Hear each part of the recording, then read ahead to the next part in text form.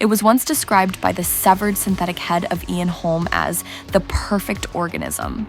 But if things went a different way, a real monkey wrench could have been tossed into the terrifying design of Alien's iconic Xenomorph. The drippy, lanky monster that has haunted fans' imaginations since its surprise entrance through John Hurt's chest, the Xenomorph in the Alien movie saga is a thing of blood-chilling beauty. That long, horrifying, and extendable set of gnashers debuted in 1979 for one of the best extraterrestrial horror movies of all time. The design was the genius work of H.R. Giger, but before he got involved, a frankly heinous idea could have turned the film into a very different beast. According to producer Walter Hill during his appearance on the podcast WTF with Mark Maron, the film's original director, Robert Aldrich, had the pretty bizarre idea of incorporating a real animal into the mix.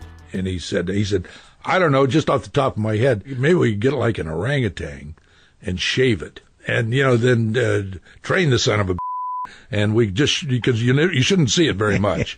It's safe to say a shaved orangutan wouldn't have lived up to the truly lofty standards of the horrifying Xenomorph. Thankfully, that idea didn't go ahead, and neither did Aldrich's involvement in the project. After the idea of shaving an orangutan was wiped off the board, another design was conceived that was much bulkier than the slender killing machine we'd eventually encounter. A creation of artist Ron Cobb, this alien was a crab-like horror that had hooks for hands and a face that shared the traits of a Lovecraftian monster and David Cronenberg's future take on The Fly. The beast they'd created ended up being far too cumbersome and not entirely suited to slinking around a spaceship with an eerie stealthiness. It was a mix of ideas and a far cry from where the creature feature needed to end up to be successful. It was only when director Ridley Scott sat down with H.R. Giger that monster movie magic was made. Giger would go on to win an Academy Award as part of Alien's visual effects team and contribute designs to movies like Poltergeist 2.